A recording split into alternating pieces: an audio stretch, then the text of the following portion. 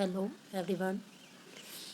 हाँ जी student, national skill qualification framework, subject beauty and wellness, topic barriers to effect communication, school G++, जमसैफ Faridkot, VT Navneet Kaur. ਅੱਜ ਬੇਟਾ ਆਪਾਂ ਪੜਾਂਗੇ ਵੀ ਪ੍ਰਭਾਵਸ਼ਾਲੀ ਜਿਹੜਾ ਹੈਗਾ ਸੰਚਾਰ ਕੀ ਹੈ ਤੇ ਇਸ ਦੇ ਵਿੱਚ ਕੀ ਰੁਕਾਵਟਾਂ ਆਉਂਦੀਆਂ। ਜਿਵੇਂ ਕਿ ਫਸਟ ਵੇ ਹੈ ਆਪਣੇ ਕੋਲੇ ਟੌਪਿਕ ਵੀ what is effective communication. We know now that there are different method of communication. ਵੀ ਕਮਿਊਨੀਕੇਸ਼ਨ ਨੂੰ ਆਪਦੀ ਗੱਲਬਾਤ ਨੂੰ ਅਸੀਂ ਕਿਸੇ ਦੇ ਤੱਕ ਪਹੁੰਚਾਉਣ ਦੇ ਲਈ ਵੱਖ-ਵੱਖ ਢੰਗਾਂ ਦੀ ਵਰਤੋਂ ਕਰਦੇ ਹਾਂ, ਜਿਵੇਂ ਨਾਨ ਵਰਬਲ, ਵਰਬਲ ਅਤੇ ਵਿਜ਼ੂਅਲ। ਵੀ ਅਸੀਂ ਜੋ ਗੈਰ ਜ਼ੁਬਾਨੀ ਦੇਖ ਕੇ, ਹਾਲਾਂਕਿ ਅਸੀਂ ਜਿਹੜੇ ਹੈਗੇ ਆ ਵੀ ਇਹ ਸਾਰੇ ਜਿਹੜੇ ਢੰਗ ਤਾਂ ਹੀ ਅਸਰਦਾਰ ਹੋ ਸਕਦੇ ਹਨ। However are these methods can only be effective if we follow the basic principle of professional communication skills. ਜੇਕਰ ਅਸੀਂ ਨਾ ਵੀ ਇਹਨਾਂ ਦੇ ਜਿਹੜੇ ਢੰਗ ਆ, ਉਹਨਾਂ ਦੇ ਜਿਹੜੇ ਹੈਗੇ ਆ ਪ੍ਰਿੰਸੀਪਲਸ, ਮੁੱਢਲੇ ਸਿਧਾਂਤਾਂ ਦੀ ਪਾਲਣਾ ਕਰਾਂਗੇ, ਹੈ ਨਾ। ਇਹਨਾਂ ਸਿਧਾਂਤਾਂ ਨੂੰ ਅਸੀਂ ਕਿਵੇਂ ਬਣਾ ਸਕਦੇ ਹਾਂ, ਸਹੀ ਢੰਗ ਦੇ ਨਾਲ ਕਿਵੇਂ ਵਰਤੋਂ ਕਰ ਸਕਦੇ ਹਾਂ, ਜੇਕਰ ਅਸੀਂ ਇਹਨਾਂ ਦੇ ਮੁੱਢਲੇ ਸਿਧਾਂਤਾਂ ਦੀ ਵਰਤੋਂ ਕਰਾਂਗੇ। ਇਹਨਾਂ ਮੁੱਢਲੇ ਸਿਧਾਂਤਾਂ ਦੀ ਵਰਤੋਂ ਕਰਨ ਦੇ ਲਈ ਅਸੀਂ ਕੀ ਕਰਦੇ ਹਾਂ, 7C ਦੀ ਵਰਤੋਂ ਕਰਦੇ ਹਾਂ। ਜਿਵੇਂ ਫਸਟ ਹੈਗਾ ਇਹ ਆਪਣੇ ਕੋਲੇ ਕਲੀਅਰ, ਤੇ ਇਹਨਾਂ ਦੀ 7C ਦੀ ਵਰਤੋਂ ਕਰਦੇ ਹਾਂ। ਅਤੇ ਚਿੱਤਰ ਆ ਜਿਹੜਾ ਆਪਣੇ ਕੋਲੇ 1.6 ਦੇ ਵਿੱਚ ਦਿਖਾਇਆ ਗਿਆ। ਫਸਟ ਦੇਖੋ ਕਲੀਅਰ ਕੀ ਆ, be clear about what you want to see. ਵੀ ਜਿਹੜਾ ਹੈਗਾ ਤੁਸੀਂ ਕੀ ਚਾਹੁੰਦੇ ਹੋ, ਵੀ ਹਰ ਚੀਜ਼ ਆ ਜਿਹੜੀ ਸਾਨੂੰ ਆਪਦੀ ਸਪਸ਼ਟ ਸ਼ਬਦਾਂ ਦੇ ਵਿੱਚ ਲਿਖਣੀ ਚਾਹੀਦੀ, ਹਰ ਗੱਲ ਨੂੰ ਕਲੀਅਰ ਕਰਨਾ ਚਾਹੀਦਾ। ਕਹਿੰਦਾ ਫਿਰ ਸੈਕਿੰਡ 'ਤੇ ਆ ਜਾਂਦਾ ਹੈ ਆਪਣੇ ਕੋਲੇ ਕੌਨਸਿਸੀ। ਸੈਕਿੰਡ ਸੀ ਕੀ ਆ, ਕੌਨਸਿਸੀ। ਇਹਦੇ ਵਿੱਚ ਆ ਜਾਂਦਾ use simple words, say only what is needed. ਸਾਨੂੰ ਉਹੀ ਸਿੰਪਲ ਜਿਹੇ ਜਿਹੜੇ ਹੈਗੇ ਆ ਵੀ ਸੌਖੇ ਜਿਹੇ ਸ਼ਬਦ ਵਰਤਣੇ ਚਾਹੀਦੇ ਆ, ਜਿਹਦੇ ਦੇ ਨਾਲ ਸਾਡੀ ਲੋੜ ਪੂਰੀ ਹੋ ਸਕੇ। ਅਸੀਂ ਜੋ ਸੰਦੇਸ਼ ਕਿਸੇ ਦੂਜੇ ਇਨਸਾਨ ਦੇ ਕੋਲੇ ਪਹੁੰਚਾਉਣਾ ਚਾਹੁੰਦੇ ਹਾਂ, ਦੂਜੇ ਮਨੁੱਖ ਦੇ ਕੋਲੇ, ਵੀ ਉਹਨੂੰ ਸਹੀ ਪੜ੍ਹ ਸਕੇ। ਫਿਰ ਆ ਜਾਂਦਾ ਆਪਣੇ ਕੋਲੇ ਥਰਡ ਸੀ ਆ ਜਾਂਦਾ concrete, use extra words and facts. ਇਹਦੇ ਵਿੱਚ ਅਸੀਂ ਥੋੜ੍ਹੇ ਜਿਹੇ ਜਿਹੜੇ ਐਕਸਟਰਾ ਵਰਡ ਵਰਤ ਲੈਂਦੇ ਹਾਂ, ਜਿਹਦੇ ਨਾਲ ਸਾਡੀ ਗੱਲ ਬਿਲਕੁਲ ਹੀ ਕਲੀਅਰ ਸ਼ਬਦਾਂ ਦੇ ਵਿੱਚ ਪਹੁੰਚ ਸਕੇ। ਫਿਰ correct, use correct spelling and grammar. ਸਾਨੂੰ ਜਿਹੜੇ ਸੌਖੇ ਸ਼ਬਦ ਵਰਤਣੇ ਚਾਹੀਦੇ ਆ, ਅਤੇ ਜਿਹੜੀ ਸਾਡੀ ਗ੍ਰਾਮਰ ਆ ਉਹ ਸਹੀ ਹੋਣੀ ਚਾਹੀਦੀ ਆ। ਅਤੇ ਆਪਣੇ ਕੋਲੇ ਪੰਜਵਾਂ ਪੁਆਇੰਟ ਆ ਜਾਂਦਾ ਕੋਹੇਰੈਂਟ ਵਿੱਚ ਕੀ ਆ ਜਾਂਦਾ ਆਪਣੇ ਕੋਲੇ, word should make sense and related to the main topic. ਵੀ ਸਾਡੇ ਜਿਹੜੇ ਵਰਡ ਆ, ਜਿਹੜੇ ਸਾਡੇ ਭਾਸ਼ਾਈ ਸ਼ਬਦ ਆ, ਉਹ ਕੀ ਹੈਗਾ ਵੀ ਟੋਪਿਕ, ਜਿਹੜੀ ਗੱਲ ਅਸੀਂ ਮੇਨ ਕਹਿਣਾ ਚਾਹੁੰਦੇ ਹਾਂ ਕਿਸੇ ਨੂੰ, ਉਹਦੇ ਨਾਲ ਹੀ ਰਿਲੇਟਡ ਹੋਣੇ ਚਾਹੀਦੇ ਆ। ਜਿਹੜਾ ਸੈਂਟੈਂਸ ਆਪਣਾ ਸੈਂਸ ਆ ਉਹਦੀ ਮੇਕ ਵੀ ਉੱਦਾਂ ਹੀ ਬਣਨੀ ਚਾਹੀਦੀ ਹੈ, ਉਹੋ ਜਿਹੇ ਟੋਪਿਕ ਦੇ ਨਾਲ ਹੀ ਰਿਲੇਟਡ। ਇਹ ਨਾ ਹੋਣ ਵੀ ਟੋਪਿਕ ਸਾਡਾ ਹੋਰ ਹੋਵੇ ਅਤੇ ਅਸੀਂ ਕੁਛ ਉਹਦੇ ਵਿੱਚ ਹੋਰ ਲਿਖ ਦਈਏ। ਕੰਪਲੀਟ, ਇਨਕਲੂਡਡ ਆਲ ਦਾ ਨੀਡਡ ਇਨਫੋਰਮੇਸ਼ਨ। ਸਾਨੂੰ ਲੋੜ ਮੁਤਾਬਕ ਜਿੰਨੀ ਇਨਫੋਰਮੇਸ਼ਨ ਆ, ਜਿੰਨੀ ਜਾਣਕਾਰੀ ਚਾਹੀਦੀ ਆ, ਉਹਨੂੰ ਸਾਰੀ ਨੂੰ ਵਿੱਚ ਯੂਜ਼ ਕਰਨਾ ਚਾਹੀਦਾ। ਅਤੇ ਲਾਸਟ 'ਤੇ ਆ ਜਾਂਦਾ ਹੈ ਆਪਣੇ ਕੋਲ ਜਿਹੜਾ ਕ੍ਰਿਤੀਓਸਿਸ, ਠੀਕ ਹੈ। ਇਹਦੇ 'ਚ ਬੀ ਰਿਸਪੈਕਟਫੁਲ, ਫਰੈਂਡਲੀ ਐਂਡ ਹੋਨੈਸਟ। ਵੀ ਸਾਨੂੰ ਜਿਹੜਾ ਹੈਗਾ ਇਹ ਫਰੈਂਡਲੀ ਅਤੇ ਜਿਹੜਾ ਹੋਨੈਸਟ, ਇਮਾਨਦਾਰੀ ਦੇ ਨਾਲ ਹਰ ਚੀਜ਼ ਸ਼ਿਸ਼ਟਾਚਾਰ ਨੇ ਕਹਿ ਦਿਆ ਪਾ ਜਾਂਦਾ। ਵੀ ਇਹੋ ਜਿਹੀ ਭਾਸ਼ਾ ਨਹੀਂ ਵਰਤਣੀ ਚਾਹੀਦੀ ਜਿਸ ਨਾਲ ਸਾਹਮਣੇ ਵਾਲੇ ਨੂੰ ਆਪਣਾ ਟੈਕਸਟ ਮੈਸੇਜ ਪੜ੍ਹ ਕੇ, ਜਾਂ ਕੋਈ ਮੇਲ ਜਾਂ ਕੋਈ ਵੀ ਚੀਜ਼ ਆਪਾਂ ਕਿਸੇ ਨੂੰ ਕੋਈ ਸੰਦੇਸ਼ ਭੇਜਦੇ ਹਾਂ, ਵੀ ਉਹਨੂੰ ਪੜ੍ਹ ਕੇ ਇਹ ਲੱਗੇ ਕਿ ਉਹਨੇ ਕੋਈ ਮੇਰੀ ਇਨਸਲਟ ਕੀਤੀ ਜਾਂ ਕੋਈ। ਸਾਨੂੰ ਹਮੇਸ਼ਾ ਫਰੈਂਡਲੀ ਅਤੇ ਹੋਨੈਸਟ, ਇਮਾਨਦਾਰੀ ਵਾਲੇ ਸ਼ਬਦ ਹੀ ਵਰਤਣੇ ਚਾਹੀਦੇ ਆ। ਅੱਗੇ ਇਹਦੇ 'ਚ ਆਪਣੇ ਕੋਲ ਕਹਿੰਦੇ ਕਮਿਊਨੀਕੇਸ਼ਨ ਪ੍ਰੋਸੈਸ ਐਂਡ ਦਾ ਅਲਾਈਨਮੈਂਟਸ। ਕੀ ਹੈਗਾ ਇਹਦੇ ਵਿੱਚ ਦੇਖੋ, ਚਿੱਤਰ ਦੇ ਵਿੱਚ ਆਪਾਂ ਕੀ ਦਿਖਾਇਆ ਵੀ ਕਮਿਊਨੀਕੇਸ਼ਨ ਜਿਹੜਾ ਹੈਗਾ ਇਹ ਪ੍ਰੋਸੈਸ ਸਾਡਾ ਅਲਾਈਨਮੈਂਟਸ ਕਿਵੇਂ ਚੱਲਦਾ। ਉਹ ਕਹਿੰਦਾ ਫਿਰ ਇਸ ਤੋਂ ਬਾਅਦ ਅੰਡਰਸਟੈਂਡਿੰਗ ਹੋਣੀ ਚਾਹੀਦੀ ਆ, ਬਿਹੇਵੀਅਰ ਆਊਟਪੁੱਟ ਹੋਣਾ ਚਾਹੀਦਾ, ਇਨਫੋਰਮੇਸ਼ਨ ਆਊਟਪੁੱਟ ਇਹਦੇ ਵਿੱਚ, ਹੈ ਨਾ। ਇਸ ਤੋਂ ਬਾਅਦ ਆਪਾਂ ਦੇਖਦੇ ਹਾਂ ਵੀ ਰੁਕਾਵਟਾਂ। ਹੁਣ ਆਪਣੇ ਕਮਿਊਨੀਕੇਸ਼ਨ ਦੇ ਵਿੱਚ ਮੇਨ ਜਿਹੜਾ ਆਪਣਾ ਜਿਹਦਾ ਟੌਪਿਕ ਆਪਾਂ ਇਹੀ ਪੜ੍ਹਾਂਗੇ ਵੀ ਸਾਡੇ ਕੋਲ ਜਿਹੜੀਆਂ ਹੈਗੀਆਂ ਉਹ ਰੁਕਾਵਟਾਂ ਕਿਵੇਂ ਆਉਂਦੀਆਂ। ਫਸਟ ਦੇਖੋ ਆਪਣੇ ਕੋਲ ਕੀ ਆ ਜਾਂਦਾ ਇਹਦੇ ਵਿੱਚ ਰੁਕਾਵਟਾਂ ਦੇ ਵਿੱਚ, ਸਰੀਰਕ ਰੁਕਾਵਟ ਆ ਜਾਂਦੀ ਆ ਫਸਟ, ਤੇ ਫਿਜ਼ੀਕਲੀ ਆਪਣੇ ਕੋਲੇ barriers.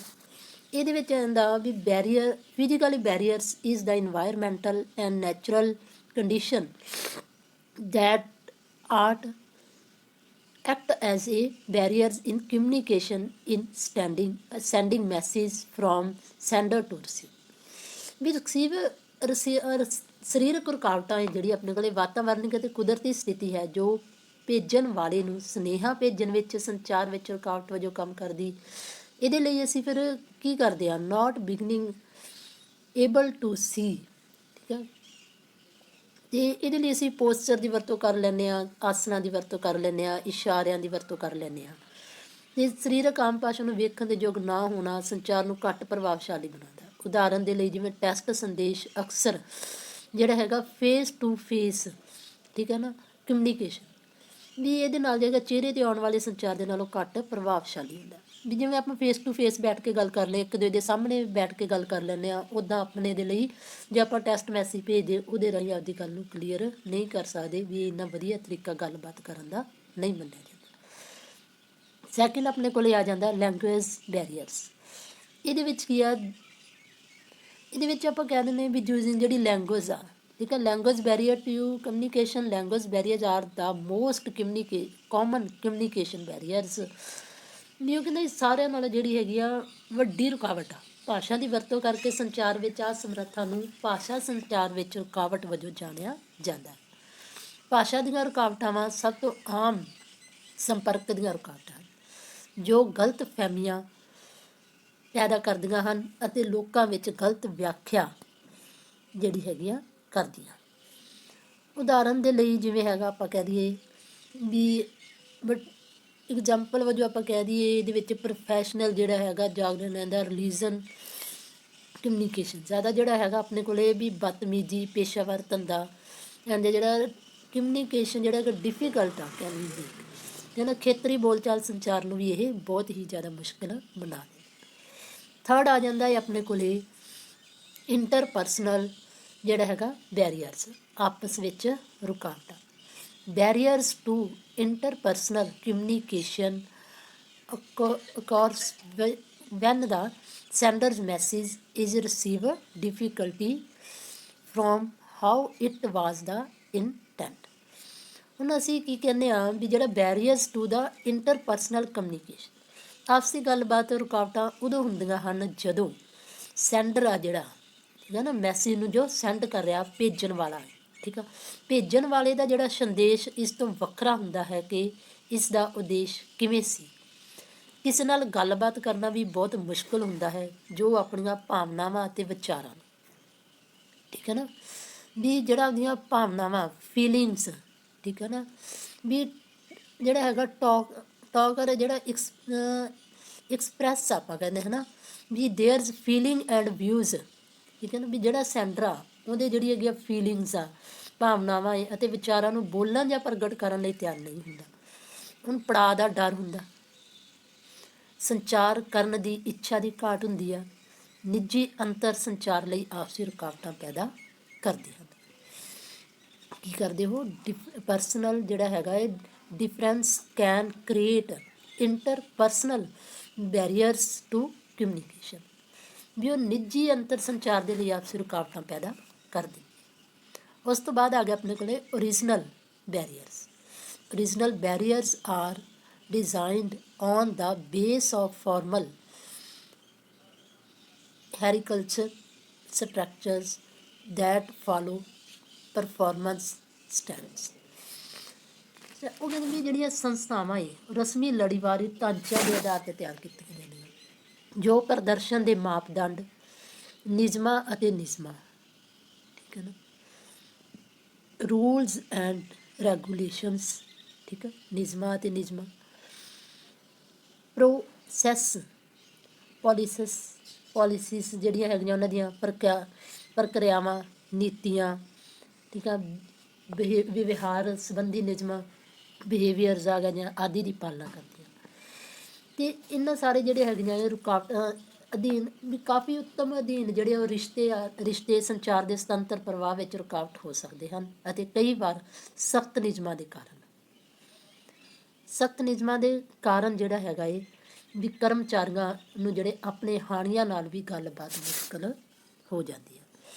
The employees find it difficult, ਠੀਕ ਹੈ ਨਾ, ਡਿਫਿਕਲਟ ਮਹਿਸੂਸ ਕਰਦੇ ਆ। ਅਤੇ ਆਪਾਂ ਬੈਰੀਅਰਸ ਕਮਿਊਨੀਕੇਸ਼ਨ ਵਿੱਚ ਦੇਖੋ ਹੁਣ ਜਿਹੜੇ ਹੈਗੇ ਆ 4 ਮੁੱਖ ਰੁਕਾਵਟਾਂ ਮੰਨਦੇ ਆ। ਲੈਂਗੁਏਜ ਆ, ਕਲਚਰ ਆ, ਫਿਜ਼ੀਕਲ ਐਂਡ ਓਰੀਜਨਲ ਆ, ਅਤੇ ਇੰਟਰਪਰਸਨਲ। ਇਹਨਾਂ ਸਾਰੀਆਂ ਮੁਸ਼ਕਿਲਾਂ ਨੂੰ ਹੋਣ ਦੇ ਬਾਵਜੂਦ ਵੀ ਅਸੀਂ ਜਿਹੜਾ ਹੈਗਾ ਵੀ ਹਰ ਵਕਤ ਤਾਂ ਕੋਈ ਆਪਣੇ ਨਾਲ ਆਮੋ ਸਾਹਮਣੇ ਬੈਠ ਕੇ ਗੱਲਬਾਤ ਕਰਨ ਦੇ ਲਈ ਮੌਜੂਦ ਨਹੀਂ ਹੁੰਦਾ। ਆਪਾਂ ਸੰਚਾਰ ਦੇ ਰਾਹੀਂ ਹੀ, ਟੈਕਸਟ ਮੈਸੇਜ ਦੇ ਰਾਹੀਂ, ਮੇਲ ਰਾਹੀਂ, ਜਾਂ ਕਿਸੇ ਵੀ ਤਰੀਕੇ ਦੇ ਨਾਲ ਆਪਾਂ ਕੋਈ ਵੀ ਅੱਜ ਕੱਲ੍ਹ ਫੋਨ ਯੂਜ ਹੁੰਦੇ ਆ ਹਨ। ਫੋਨ 'ਤੇ ਆਪਣਾ ਦੇਖੋ, ਫੋਨ ਦੇ ਬਿਨਾਂ ਬਿਲਕੁਲ ਹੀ ਨਹੀਂ ਸਰਦਾ। ਜਿਵੇਂ ਅੱਜ ਕੱਲ੍ਹ ਤੁਹਾਡੀ ਪੜ੍ਹਾਈ ਆ ਦੇਖੋ ਬੇਟਾ ਵੀ ਚੱਲ ਰਹੀ ਆ, ਉਹ ਵੀ ਆਪਣੀ ਕੀ ਹੈਗਾ ਸਾਰੇ ਇੱਕ ਸੰਚਾਰ ਮਾਧਿਅਮ ਨਾਲ ਹੀ ਹੋ ਰਹੀ ਆ। ਵੀ ਜਿਹੜੇ ਅਸੀਂ ਇਹਨਾਂ ਚੀਜ਼ਾਂ ਨੂੰ ਬਹੁਤ ਹੀ ਯੂਜ਼ਫੁਲੀ ਤਰੀਕੇ ਦੇ ਨਾਲ ਵਰਤੋਂ ਕਰ ਸਕਦੇ ਹਾਂ, ਪਰ ਸਾਨੂੰ ਹਮੇਸ਼ਾ ਇਸ ਦਾ ਯੂਜ ਆ ਜਿਹੜਾ ਆਪਦੇ ਲਈ ਵਧੀਆ ਢੰਗ ਨਾਲ ਕਰਨਾ ਚਾਹੀਦਾ। ਸਾਨੂੰ ਇਸ ਦਾ ਜਿਹੜਾ ਹੈਗਾ ਹਮੇਸ਼ਾ ਬੈਨੀਫਿਟ ਹੀ ਲੈਣਾ ਚਾਹੀਦਾ ਹੈ, ਠੀਕ ਹੈ। ਸਾਨੂੰ ਇਹਦੇ ਨਾਲ ਕਦੇ ਵੀ ਗਲਤ ਇਹਦੀ ਵਰਤੋਂ ਨਹੀਂ ਕਰਨੀ ਚਾਹੀਦੀ, ਯੂਜ਼ਫੁਲੀ ਰੱਖਣਾ ਚਾਹੀਦਾ ਇਹਨੂੰ। ਅਤੇ ਇਸ ਦੇ ਲਈ ਜਿਹੜਾ ਹੈਗਾ ਆਪਦੀ ਭਾਸ਼ਾ ਹੈ ਜਿਹੜੀ ਹਮੇਸ਼ਾ ਟੈਕਸਟ ਮੈਸੇਜ ਜਦੋਂ ਵੀ ਤੁਸੀਂ ਕਿਸੇ ਨੂੰ ਕੋਈ ਸੰਦੇਸ਼ ਪਹੁੰਚਾਉਣਾ ਚਾਹੁੰਦੇ ਹੋ ਉਹਦੇ ਵਿੱਚ ਕਲੀਅਰ ਵਰਤੋ, ਜਿਹੜੀ ਗੱਲ ਕਹਿਣਾ ਚਾਹੁੰਦੇ ਉਸ ਦੇ ਨਾਲ ਰਿਲੇਟਡ ਵਰਤੋ। ਕਿਸੇ ਦੇ ਜਿਹੜੇ ਹੈਗੇ ਧਾਰਮਿਕ ਇਹੋ ਜਿਹਾ ਮੈਸੇਜ ਨਾ ਕਰੋ ਜਿਸ ਦੇ ਨਾਲ ਉਹਦੇ ਭਾਵਨਾਵਾਂ ਨੂੰ ਠੇਸ ਪਹੁੰਚੇ। ਇਹਨਾਂ ਸਭ ਕਮੀਆਂ ਹੋਣ ਦੇ ਬਾਵਜੂਦ ਵੀ ਅਸੀਂ ਇਹਨਾਂ ਨੂੰ ਕੁਛ ਹੱਦ ਤੱਕ ਰੋਕ ਸਕਦੇ ਹਾਂ, ਜਿਵੇਂ ਵੀ ਸਧਾਰਨ ਭਾਸ਼ਾ ਦੀ ਵਰਤੋਂ ਕਰੋ, ਸੱਭਿਆਚਾਰ, ਧਰਮ ਜਾਂ ਭੂਗੋਲਿਕ ਬਾਰੇ ਧਾਰਨਾਵਾਂ ਨੂੰ ਨਾ ਅਪਣਾਓ। ਜਿੰਨਾ ਵੀ ਹੋ ਸਕੇ ਵਿਅਕਤੀਗਤ ਰੂਪ ਵਿੱਚ ਗੱਲਬਾਤ ਕਰਨ ਦੀ ਕੋਸ਼ਿਸ਼ ਕਰੋ, ਵੀ ਤੁਸੀਂ ਵੱਧ ਤੋਂ ਵੱਧ ਆ ਜਿਹੜੀ ਉਹ ਵੀ ਉਸੇ ਟਾਈਮ ਗੱਲ ਕਰੋ ਕਿਸੇ ਨਾਲ ਜਦੋਂ ਤੁਸੀਂ ਕਿਸੇ ਨੂੰ ਇਨਸਾਨ ਨੂੰ ਮਿਲ ਸਕੋ, ਪਰ ਫਿਰ ਵੀ ਚਲੋ ਜਦੋਂ ਲੋੜ ਪੈਂਦੀ ਤਾਂ ਉਦੋਂ ਇਹਦੀ ਸਹੀ ਵਰਤੋਂ ਕਰੋ। ਅਤੇ ਵਿਜ਼ੂਅਲ ਦੀ ਵਰਤੋਂ ਕਰੋ, ਠੀਕ ਆ। ਭਾਸ਼ਾ ਦੇ ਅੰਤਰ ਨੂੰ ਦੂਰ ਕਰਨ ਲਈ ਕਿਸੇ ਅਨੁਵਾਦ ਦੀ ਮਦਦ ਲਓ। ਜੇ ਤੁਹਾਨੂੰ ਅਗਲੇ ਬੰਦੇ ਦੀ ਨਹੀਂ ਭਾਸ਼ਾ ਆਉਂਦੀ ਤਾਂ ਤੁਸੀਂ ਉਹਨੂੰ, ਅੱਜ ਕੱਲ੍ਹ ਇੰਨੇ ਸੋਫਟਵੇਅਰ ਆ ਵੀ ਉਸ ਦੀ ਆਪਦੀ ਭਾਸ਼ਾ ਨੂੰ ਉਸ ਇਨਸਾਨ ਦੀ ਭਾਸ਼ਾ 'ਚ ਕਨਵਰਟ ਕਰਕੇ ਭੇਜ ਦਿਓ ਬੇਟਾ। ਦੂਜੇ ਦੇ ਵਿਚਾਰਾਂ ਦਾ ਸਤਿਕਾਰ ਕਰੋ। ਇਸ ਤਰ੍ਹਾਂ ਅਸੀਂ ਜਿਹੜਾ ਹੈਗਾ ਸੰਚਾਰ ਦੀ ਜਿਹੜੀ ਉਹ ਸਹੀ ਵਰਤੋਂ ਕਰ ਸਕਦੇ ਹਾਂ, ਜਿਹਦੀਆਂ ਕੁਝ ਹੱਦ ਤੱਕ ਕਮੀਆਂ ਨੂੰ ਦੂਰ ਕਰ ਸਕਦੇ। ਅਤੇ ਅੱਜ ਆਪਣੇ ਕੋਲ ਜਿਹੜਾ ਕਮਿਊਨੀਕੇਸ਼ਨ ਬਾਰੇ ਵੀ ਅਸੀਂ ਆਪਦੇ ਵਿਚਾਰਾਂ ਨੂੰ ਕਿਸੇ ਕੋਲ ਦੂਰ ਰਹਿ ਕੇ ਕਿਵੇਂ ਪਹੁੰਚਾ ਸਕਦੇ, ਇਹੀ ਸੀ। ਅਤੇ ਜਿਹੜੀ ਵੋਕੇਸ਼ਨਲ ਸਿੱਖਿਆ ਹੈ ਆਪਣੀ ਇੱਕ ਹੁਨਰ ਹੈ ਤਾਂ ਜਿਵੇਂ ਕਹਿ ਦਿੰਦੇ ਕਦਰ ਆ। ਇਸ ਕਰਕੇ ਇਹਨੂੰ ਵੱਧ ਤੋਂ ਵੱਧ ਜਿਹੜਾ ਹੈਗਾ ਵੀ ਆਪਦੀ ਵੋਕੇਸ਼ਨਲ ਸਿੱਖਿਆ ਨੂੰ ਅਪਣਾਓ ਅਤੇ ਆਪਦੀ ਜ਼ਿੰਦਗੀ ਦੇ ਵਿੱਚ ਕਾਮਯਾਬ ਹੋਵੇ। ਫਿਰ ਅੱਜ ਦਾ ਜੋ ਆਪਣਾ ਟੌਪਿਕ ਸੀਗਾ ਜਿਵੇਂ ਪ੍ਰਭਾਵਸ਼ਾਲੀ ਜਿਹੜਾ ਹੈਗਾ ਸੰਚਾਰ ਕੀ ਆ, ਇਹਦੇ ਵਿੱਚ ਕੀ ਕੀ ਰੁਕਾਵਟਾਂ ਆਉਂਦੀਆਂ ਆਪਾਂ ਪੜ੍ਹਿਆ, ਵੀ ਕਿਵੇਂ ਰੁਕਾਵਟਾਂ ਆਉਂਦੀਆਂ ਅਤੇ ਅਸੀਂ ਇਹਨੂੰ ਕਿਵੇਂ ਦੂਰ ਕਰ ਸਕਦੇ ਹਾਂ। ਇੰਨਾ ਸਮਝਾਉਂਦੇ ਹੋਏ ਬੱਚੋ ਤੁਹਾਡਾ ਬਹੁਤ ਧੰਨਵਾਦ। ਅਤੇ ਜੇ ਕੋਈ ਤੁਹਾਨੂੰ ਨਾ ਸਮਝ ਲੱਗਿਆ ਹੋਵੇ ਤਾਂ ਮੈਨੂੰ ਦੁਬਾਰਾ ਪੁੱਛ ਸਕਦੇ। ਧੰਨਵਾਦ।